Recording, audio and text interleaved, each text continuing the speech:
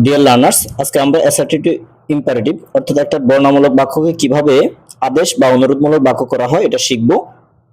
এটা একেবারেই সহজ। প্রথমে লক্ষ্য করুন, প্রথমে দেখতে হবে যে বাক্য ইউ আছে কিনা। যদি বাক্যে ইউ থাকে তাহলে, যদি অ্যাফার্মেটিভ হয়, নট না থাকে তাহলে অক্সিলিয়ারি ভার্ব যে মডাল থাকবে সেটাকে বাদ দিয়ে আমরা ভার্ব দিয়ে শুরু করব। কারণ আমরা জানি ইম্পারেটিভ বাক্য কি দিয়ে শুরু হয়? ভার্ব দিয়ে শুরু হয়। আর যদি নট থাকে তাহলে ডু নট দিয়ে শুরু হবে বা ডোন্ট দিয়ে শুরু হবে। কারণ ইম্পারেটিভ বাক্য কি দিয়ে শুরু হয়? ভার্ব দিয়ে শুরু হয়। তুমি বইটি পড়ো, এটা হচ্ছে অ্যাসার্টিভ। তাহলে আদেশমূলক কি? বইটি পড়ো, অর্থাৎ কাউকে আমি আদেশ করছি বইটি পড়ো। তাহলে ইউ রিড দ্য বুক, শুধু এই ইউ বাদ গিয়ে শুধু রিড দ্য বুক, ভার্ব দিয়ে শুরু। ইম্পারেটিভ বা আদেশমূলক বাক্য কি দিয়ে শুরু হয়? তাহলে রিড দ্য বুক। তোমার স্বাস্থ্যের ব্যাপারে যত্নশীল হওয়া উচিত। এখানে এই শুডটা হচ্ছে মডাল, আমরা বলছি অক্সিলিয়ারি বা মডাল বাদ যাবে। তাহলে you should take care of your health, তোমার উচিত তোমার স্বাস্থ্য সম্পর্কে যত্ন নেওয়া। এখানে কি থেকে শুরু হবে? ভার্ব থেকে। তাহলে take care of your health, তোমার স্বাস্থ্যের যত্ন নাও। You should not waste your time, তোমার সময় অপচয় করা উচিত নয়। এখানে নট আসছে, আমরা বলছি যদি নট থাকে তাহলে কি দিয়ে শুরু হবে? ডু নট দিয়ে। তাহলে ডোন্ট ওয়েস্ট ইউর টাইম, তোমার সময় নষ্ট করো না। তোমার গরিবদের ঘৃণা করা উচিত নয়। ইউ শুড নট লাফ এট দ্য পুয়ার, তাহলে এখানে নট এসেছে। তাহলে নট আসলে কি দিয়ে শুরু? ডু নট দিয়ে। তাহলে ডোন্ট লাফ এট দ্য পুয়ার, গরিবদের ঘৃণা করিও না। এবার খেয়াল করুন, বাক্যে যদি ইউ না থাকে তাহলে বাক্যে ইউ না থাকলে ইম্পারেটিভ বা আদেশমূলক বা অনুরোধমূলক বাক্যে লেট দিয়ে শুরু হবে। ইউ না থাকলে লেট দিয়ে শুরু, তাহলে লেট দিয়ে শুরু হয়। আর যদি নট থাকে তাহলে নট বসে যাবে এবং সাবজেক্টের অবজেক্টিভ ফর্ম হবে। উই রিড দ্য বুক, তাহলে আমরা বই পড়ি। তাহলে এটার ইম্পারেটিভ কি? চলো বইটি পড়ি। তাহলে লেটস রিড দ্য বুক বা লেটাস রিড দ্য বুক। সে ফুটবল খেলে, হি প্লেজ ফুটবল। তাহলে লেট হিম প্লে ফুটবল, তাকে ফুটবল খেলতে দাও।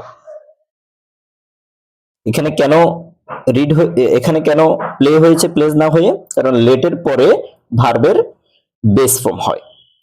সুপ্তি গান গায়, সুপ্তি সিংস আ সং, তাহলে সুপ্তিকে গান গাইতে দাও, এটা হচ্ছে ইম্পারেটিভ। তাহলে let Supti sing a song.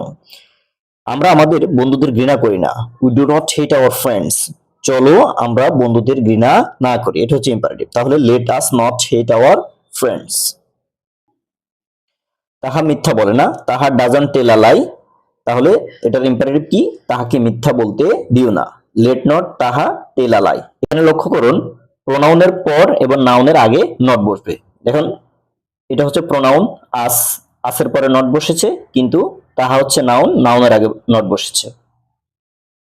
Never থাকলে, নেভার থাকলে নেভার দিয়ে শুরু হবে। যেমন তোমার কখনো মিথ্যা বলা উচিত নয়, you should never tell a lie, you should never tell a lie. তাহলে নেভার দিয়ে শুরু, নেভার টেল আ লাই।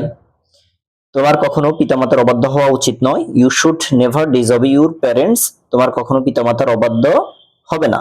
কখনো পিতামাতা, এটার ইম্পারেটিভ কি? কখনো পিতামাতার অবাধ্য হবে না, নেভার ডিসঅবে ইউর প্যারেন্টস।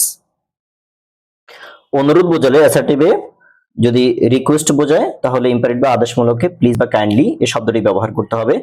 যেমন তুমি দরজাটা খোলো, এটা মানে কাউকে অনুরোধ বুঝিয়েছে, ইউ ওপেন দ্য উইন্ডো, তাহলে এখানে শুধু আগে প্লিজ আসবে, এরপরে ভার্ব দিয়ে শুরু। দয়া করে দরজাটা খোলো, প্লিজ ওপেন দ্য উইন্ডো, এই ভার্ব দিয়ে শুরু। ইউ শুড প্রে সালাত, তোমার উচিত সালাত আদায় করা, তাহলে প্লিজ প্রে সালাত, দয়া করে সালাত আদায় করো। আমি তোমাকে মাস্ক পরতে অনুরোধ করছি, I request you to wear a mask, তাহলে এটার ইম্পারেটিভ কি? দয়া করে মাস্কটি পরো, প্লিজ ওয়্যার আ মাস্ক। আশা করি ক্লাসটি বুঝতে পেরেছেন। এই ক্লাসটি বাংলা সহ বুঝলে খুবই সহজ লাগবে, এবং যদি খাতা কলম নিয়ে বসে এটা প্র্যাকটিস করা হয় তাহলে একবারে সহজ হবে। If you think that these kinds of videos are helpful for you, please consider to like, comment, share and subscribe the channel. Thanks for watching.